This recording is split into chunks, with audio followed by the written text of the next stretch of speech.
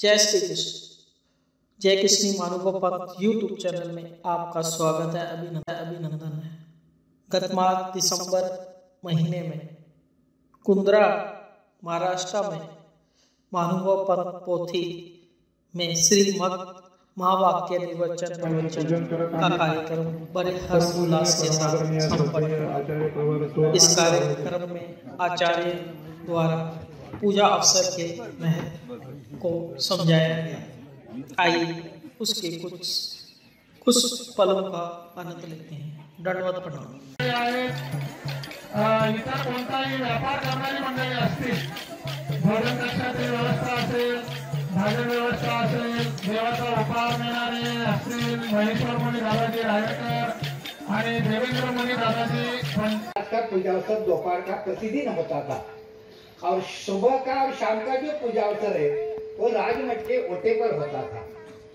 तो महाराज साहब पहुंच गई। उपहार जो था वो बाई साहब के हाथ सौंप दिया और महाराज के पास एक दंडोत प्रणाम किया और पूजा की, वस्त्र समर्पण किया। लेकिन मेरे पति सिमरन करते समय, शास्त्र पढ़ते समय, भोजन खिलाते समय हर विधि में दुख होना चाहिए। सारा दुखेविन ईश्वरी पदार्थ नश्य करीती, ऐसा तीनों स्तर में एक पक्ष है आचार स्तर में। तो महाराज ने दुख किया, फिर महाराज की प्रवृत्ति बदल गई। जब हम दुख करते हैं तब महाराज की, ईश्वर की प्रवृत्ति भी बदल जाती है, हमारे बारे में ईश्वर अनुकूल हो जाते हैं। इसलिए साधक की साधना में दुख बहुत जरूरी है, ख्याल में रखना। महाराज ने दुख किया, महाराज को फिर प्रवृत्ति ने दिखाया, तब महाराज साहब वहां पर उपस्थित नहीं थी। तो महाराज साहब गई।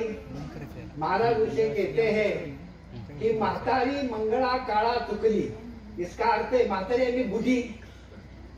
और एक सुंदर मंगल अवसर यहाँ पर हो गया, लेकिन आप इस अवसर को उपस्थित नहीं थे।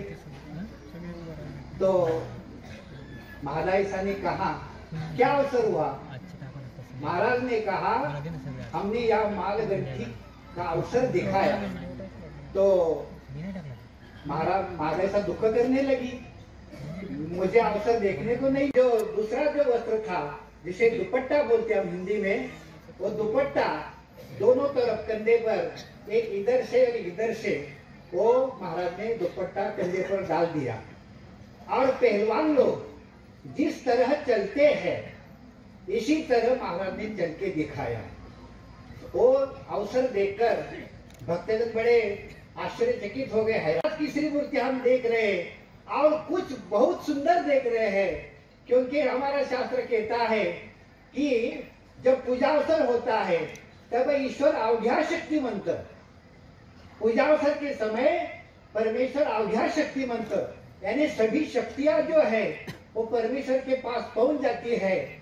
इसीलिए महाराज भी उसी समय अपने जो गुण है, सौंदर्य है, लावण्य है, औदार्य है, सौभाग्य है, इन गुणों को बढ़ाते समय महाराज की मूर्ति पहले से बहुत सुंदर नजर आ रही है। भक्तजन आगे से देखते तभी सुंदर दिखाई देती है, पीछे से देखते तभी सुंदर दिखाई देती है, श्री चरण से लेकर श्री मुकुट तक देखते हैं फिर भी सुंदर दिखाई देती है। ऐसा कुछ समय महाराज ने अवसर दिखाया और वो मालगंठी छोड़ दी, राजमठ के ओटे पर बैठ गए। देवरगांव नामक एक ग्राम है, वहां के गदो नायक भंडारी जो देवगिरी के राजा के खजांची थे और सारा पैसे का जो व्यवहार था वो देखते थे। एक बार क्या हुआ कि अभी पैसे का व्यवहार है और आदमी से गलती हो सकती है, कुछ गलती हो गई, इसलिए देवगिरी का जो राजा है उन्होंने उसको कैद किया और जेल में डाल दिया। तो उन्होंने नेवर गांव में संदेशा भेजा अपनी पत्नी को कि आप डोमेग्राम में जाओ, महाराज का वहां पर निवास है, महाराज को उपहार लेके जाना, वस्त्र समर्पण करना और मेरी ये जेल से छुटकारा हो जाए, ऐसी महाराज को विनती करना। तो फिर संदेशा पहुंच गया महलाई सा, उसने सब तैयारी की, उपहार लिया, रेशम का वस्त्र लिया और वस्त्र, पूजा का साहित्य सब लेकर वो डोमेग्राम पहुंची। दोपहर का समय था, महाराज का दोपहर का पूजा अवसर। राजमठ की जो पटीशाला है, उस पटीशाला पर पश्चिम की ओर जो नेवरगांव में पहुंची और तब तक गदो नायक वहां पर आए थे। उनके सेवक जो है उनके पैर धो रहे थे। तो फिर महाराज का पूजा अवसर हुआ, भोजन हुआ और उसके पश्चात महाराज ने वो जो वस्त्र है भाई साहब के पास दिया था, वो वस्त्र भाई साहब से मंगवाया। तो वस्त्र कैसा पहना, उसे लीला चरित्र में शब्द आता है माल गंठी। माल शब्द का अर्थ होता है पहलवान और गंठी यानी गांठ। पहलवान लोग जो है अपने कमर को वस्त्र की गांठ देकर जिस तरह पहनते हैं से उनका छुटकारा हो जाए, इस विषय में विनती करने का साहस महाराज साहब से हुआ नहीं। लेकिन महाराज तो सर्वज्ञ है, सब कुछ जानते हैं। उन्होंने कहा कि आप जब तक नेवरगांव पहुंचते नहीं तब तक उनकी छुटकारा होकर वो गदो नायक नेवरगांव में पहुंचे होंगे। फिर महाराज या ठिकाणी संपन्न होत आहे। पूजन संपन्न होण्या अगोदर या ठिकाणी विशेष स्तवन होईल। विशेष स्तवन झाल्यानंतर मालगंठी टाळ्या वाजवत राहायच्या आहेत। बाबा जोपर्यंत सिंहासनावर बसत नाही तोपर्यंत आपण टाळ्या वाजवायच्या आहेत। श्री गोपाल कृष्ण महाराज की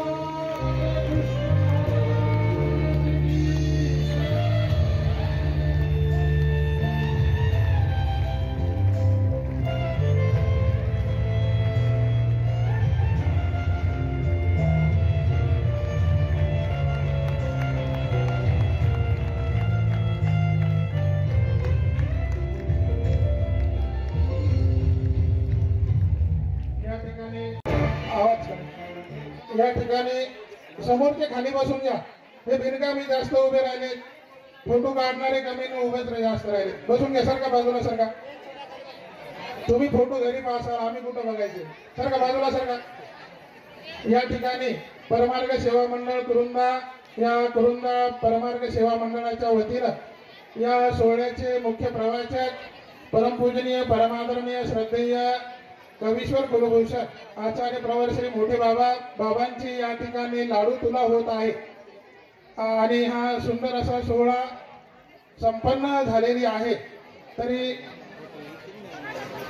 या ठिकाणी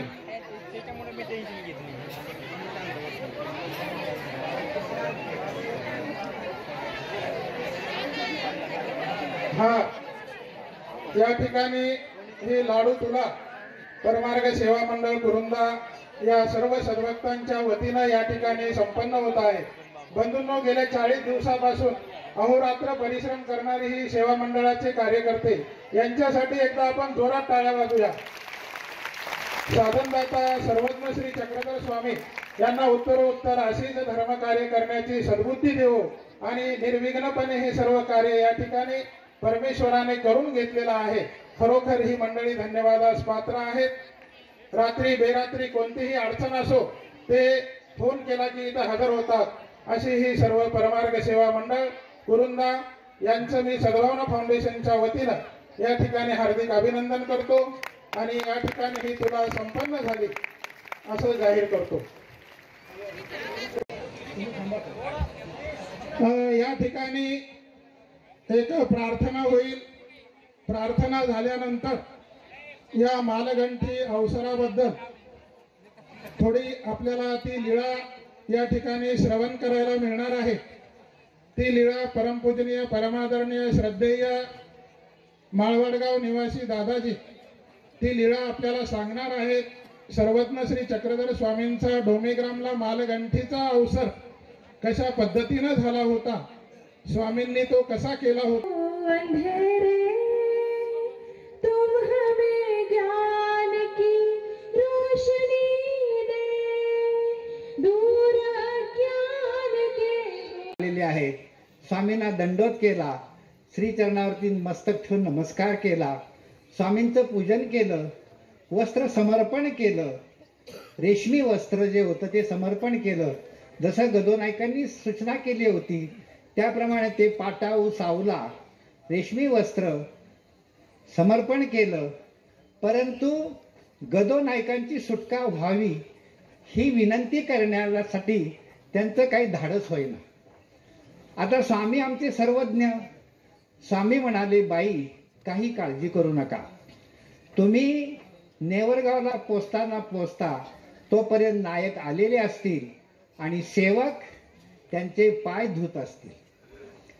आणि मग स्वामींना दंडत करून माळायचा पुन्हा पालखीमध्ये बसून, कारण श्रीमंत होत्या, देवगिरीच्या यादवांचे कोषाध्यक्ष त्यांची ती पत्नी होती आणि त्या वैभवामध्ये ती पुन्हा नेवरगावला गेलेली आहे।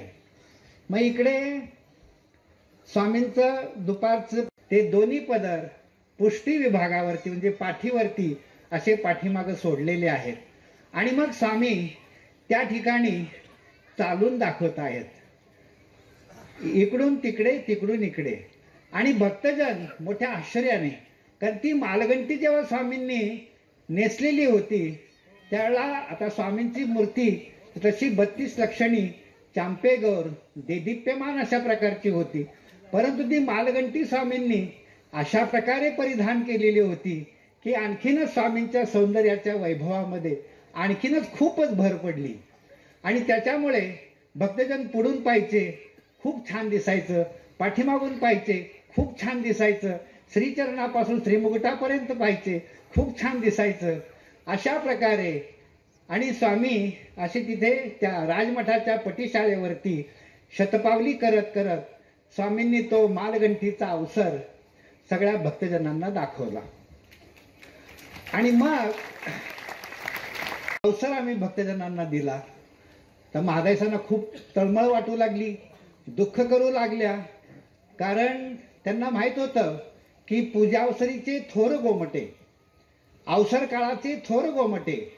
आणि मग महादायसा दुःख करू लागल्या की मी या अवसराला चुकले आणि स्वामींना विनंती करू लागल्या, स्वामींचे श्रीचरण धरले की जीजी हा अवसर आम्हाला मला पुन्हा एकदा दाखवावा। आता टीकाकारांनी पण म्हटलेलं आहे की चाडा दुःखेवून ईश्वरी पदार्थ निशिकरती, चाड आणि दुःख जर असेल तर परमेश्वर कोणत्याही क्रियेचा स्वीकार करतात, हे लक्षात ठेवा। आणि म्हणून मादाईसांनी दुःख केलं स्वामींचे श्रीचरण डोमेग्रामच्या राजमठाच्या पटीशाळेवर दाखवलेलं आहे, जिथे स्वामींनी मालगंठी वेढली त्या लीळेचं स्थान आजही आपल्याला डोमेग्रामला गेल्यानंतर राजमठाच्या पटीशाळेवरती नमस्कार करायला प्राप्त होत असतं। आणि म्हणून अशा ह्या लीळा परमेश्वर कशासाठी करतात, जीवाचा कर्मनाश व्हावा, त्याला योग्यता व्हावी, त्याचे साध्याधिकार वाढावे, अशासाठी परमेश्वर अशा प्रकारच्या लीळा करतात। आणि त्या 30 लीळा आता आपण या ठिकाणी राजमठाच्या ओट्यावरती पुन्हा आसनस्थ झालेले आहेत। आणि तितक्यात महादाईसा आल्या।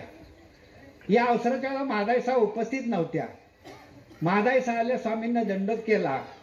स्वामी महादाईसांना आपला अभिप्राय नोंदवतात की म्हातारी थोरा एका मंगळ काळा चुकली, असं म्हटल्यानंतर महादाईसांनी विचारलं, जीजी काय मंगळ काळ या ठिकाणी संपन्न झाला। स्वामींनी सांगितलं की आम्ही माठविला की आपण डोमेग्रामला जावं, उपहार घेऊन जावा, रेशमी वस्त्र घेऊन जावं, स्वामींचं पूजन करावं, उपहार त्या ठिकाणी करावा। आणि माझ्या सुटकेच्या संदर्भामध्ये स्वामींना विनंती करावी. असा निरोप नेवरगावला आल्यानंतर मग म्हाळाईसाने सर्व प्रकारची तयारी केलेली आहे आणि कावडीमध्ये उपार घेतलेला आहे. आपण स्वतः पालखीमध्ये बसून वस्त्रपूजेचं सर्व साहित्य, पूजनाचं सर्व साहित्य घेऊन त्या डोमेग्रामला आलेले आहेत. दुपारची वेळ आहे. स्वामींचा दुपारचा पूजावसर हा राजमठाच्या पटीशाळेवरती पश्चिम बाजूचा जो ओटा आहे त्या ठिकाणी स्वामींचा दुपारचा पूजावसर दररोज संपन्न होत असे आणि सकाळचा आणि सायंकाळचा जो पूजावसर आहे तो राजमठामध्ये राजमठातील ओट्यावर संपन्न होत असे. स्वामींचा राजमठाच्या पटीशाळेवर दुपारचा पूजावसर संपन्न झालेला आहे आणि त्याच दरम्यान ह्या म्हाळाईसा आलेल्या आहेत. पालखीतून खाली उतरल्या, पूजा साहित्य घेतलं, आतमध्ये प्रवेश केला आणि तिथे गेल्यानंतर उपाराचं साहित्य बाईसांकडे दिलं आणि पूजनाचं जे साहित्य आहे ते पूजनाच्या शाळेवरती येणं जाणं करून मल्ल लोक कसे चालतात, कसे वस्त्र परिधान करतात हा मालगंटीचा अवसर स्वामींनी पुन्हा त्या ठिकाणी म्हाळाईसाला दाखवला. आता भट्टवास म्हणाले होते की काय आता पहिल्यासारखं होईल काय, पण त्याही पेक्षा उजवा अवसर स्वामींनी दाखवला. मग आता आपली बाजू झाकण्यासाठी भट्टवास काय म्हणतात, तुम्हा झाली एक गुणी आम्हा झाली दुनी. जे तुम्हाला एकदा अवसर पाहायला मिळाला, आम्हाला दोनदा अवसर पाहायला मिळाला. अशा प्रकारे स्वामींनी